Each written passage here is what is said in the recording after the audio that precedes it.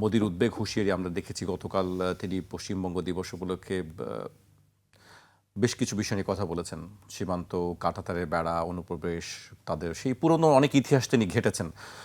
সেই বিষয়ে আমি পরে যাব। আমি বাংলাদেশ প্রসঙ্গেই প্রথমে কথা বলতে চাই।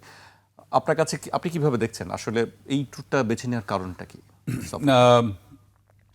প্রথম কথা হচ্ছে যে আমার জীবনে, আমার কূটনৈতিক জীবনের প্রথম পোস্টিং হচ্ছে বেজিং। আমি বলতে পারেন পররাষ্ট্র মন্ত্রণালয়ের একজন চীনা বিশেষজ্ঞ নিজেকে বলতে পারবো না, কিন্তু ওই লাইনের একজন কূটনীতিক আর কি। হ্যাঁ, আমি ওই লাইনের কূটনীতিক, এবং পরেরটা ছিল ওয়াশিংটন। তো আমার সময় প্রথম শেখ হাসিনা ইলেক্টেড হন 96 সালে, এবং ওনার প্রথম ভিজিট হয় কিন্তু চীনে।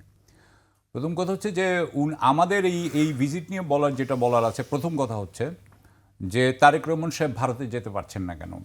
প্রফেসর শহীদুজ্জামান ভাই বলেছেন যে উনি যদি এখন ভারতে যেতেন, তার মানে হচ্ছে যে ভারতের সাথে আমাদের সবচেয়ে নিবিড় সম্পর্ক হবে, বিএনপি সরকারের সাথে সবচেয়ে নিবিড় সম্পর্ক হবে ভারতের সাথে। তাহলে শেখ হাসিনা যেরকম পররাষ্ট্রনীতি ছিল, বিএনপিকেও সেই ধরনের পররাষ্ট্রনীতি নিতে হবে। সুতরাং যেহেতু উনি ওটা নিবেন না, যেহেতু উনারা এখানে আওয়ামী লীগের জন্য একটা অনুকূল পরিবেশ হয়তো তৈরি করতে চাচ্ছেন না ভারতের পক্ষপাতিত্ব থেকে, ভারতকে উনারা ভারসাম্যে একটা ব্যালেন্স করতে চান, সেই জন্য উনাকে চীনে যেতেই হবে। উনার চীনে যাওয়া ছাড়া আসলে কোনো উপায় নেই। আপনি খেয়াল করেন যে ডক্টর ইউনূসের প্রথম ভিজিট কোথায় ছিল? আমার যতদূর মনে পড়ে নিউ ইয়র্ক, বোধহয় আমার মনে হয় নিউ ইয়র্কে ছিল। সুতরাং দেখেন উনার প্রত্যেকের আপনি দেখতে পাবেন উনাদের মেন্টাল বা সাইকোলজিক্যাল এলিজেন্স কোনখানে উনাদের প্রথম ভিজিট দেখেই আপনি বলতে পারবেন। সুতরাং সেই জন্য ইউনূস গেছে হচ্ছে নিউ ইয়র্কে, শেখ হাসিনা গেছে দিল্লিতে। এখন আসেন আপনি তারেক রহমান সাহেবের প্রথমে যাওয়ার তো কথা অবশ্যই চীনে যাওয়ার কথা। কারণ কেন, আমি একটু তার দুইটা পরে আসি। কিন্তু উনি কিন্তু চীনে গেলেন না, এবং উনি গেলেন প্রথমে মালয়েশিয়া। এবং এইটা বলে উনি উনার যে মেসেজ, যে আমাদের নতুন বাংলাদেশ সরকার আগামী 5 বছর চীনের সাথে একটা অত্যন্ত নিবিড় সম্পর্ক রাখবে, এই কথাটা উনি বলতে পারলেন না কেন, এবং উনার পররাষ্ট্রমন্ত্রী বলতে পারলো না কেন? আমি মনে করি যে উনারা এখানে ভারত এবং যুক্তরাষ্ট্রের কথা চিন্তা করে উনারা এই জিনিসটাকে একদম ক্লিয়ার ইন্ডিকেশন দিলেন না। এটা আমার ব্যক্তিগত মতামত। এবং যদি কারো মন ভাঙতে চান না, মনও ভাঙতে চান নাই। এবং আরো একটা কথা, উনি যাচ্ছেন, তারেক রহমান সাহেব যাচ্ছেন হচ্ছে গিয়ে আপনার দালিয়ান হচ্ছে আপনার উত্তর পূর্ব একদম উপরের দিকে চীনে, হ্যাঁ, একটা মানে বরফের ওই রাশিয়ান ভ্লাদিভস্টকের কাছাকাছি দালিয়ানে যাচ্ছেন। উনি এখান থেকে ডাইরেক্টলি রাষ্ট্রীয় সফরে বেজিং যাচ্ছেন না কেন? আমি শহীদ ভাই আমার বড় ভাই, আমি আমার বড় ভাইয়ের সাথে এটা নিয়ে ফাইট করি। উনি তো খুব পররাষ্ট্রমন্ত্রীর নামে বললেন অনেক কিছু, উনি এটা রাষ্ট্রীয় সফরে যাচ্ছেন না কেন?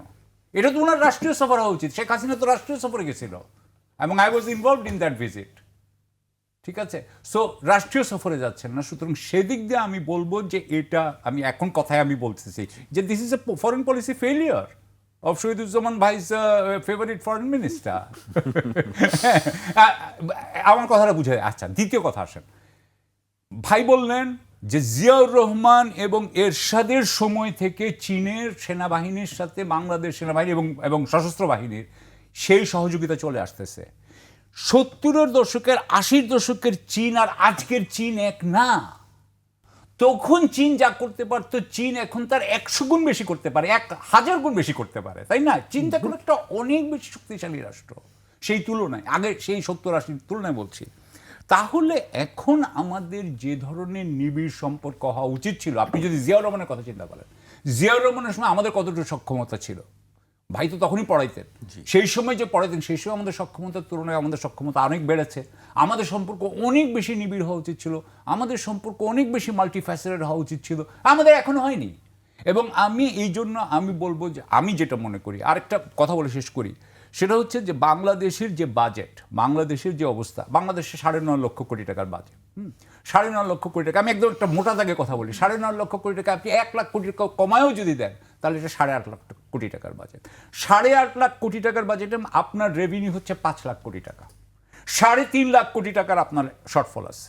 সেখানে 1.5 লক্ষ কোটি টাকা আপনি নেবেন হচ্ছে গিয়ে অভ্যন্তরীণ সূত্র থেকে। তাহলে বাকি আপনার থাকে আর অ্যানাদার 1.5 লক্ষ থেকে 2 লক্ষ কোটি টাকা। 1.5 লক্ষ 2 লক্ষ কোটি টাকা which is in US dollar টার্মে এটা $15 বিলিয়ন মতো। এই টাকা দিবে কি? আইএমএফ তো দিবে না, ওয়ার্ল্ড ব্যাংক তো দিবে না। আপনার এই 20 কোটি জনগণের যে অবকাঠামোর যে চাহিদা, সেটা আইএমএফ, ওয়ার্ল্ড ব্যাংক কখনোই আপনাকে সন্তুষ্ট করতে পারবে না। এটা একমাত্র চীন পারে। সেই জন্য চীনের সাথে আমাদের সম্পর্ক, আমাদের বাজেট বলেন, আমাদের আন্তর্জাতিক উন্নয়ন বলেন, মানে প্রচেষ্টা বলেন, আমাদের ভূ রাজনীতি বলেন, আমাদের বাংলাদেশকে অন্যান্য রাষ্ট্র থেকে আপনার অ্যাটলিস্ট ভূ রাজনৈতিক বা ইন্টারন্যাশনাল ডিপ্লোম্যাটিক কাভার দেওয়া, সেটাও কিন্তু চায়না করতে পারতো। সেই জন্য চায়নার ভিজিটটা সবচেয়ে ইম্পর্টেন্ট হওয়া ছিল। আমি সবচেয়ে খুশি হতাম রাষ্ট্রীয় সফর হলে।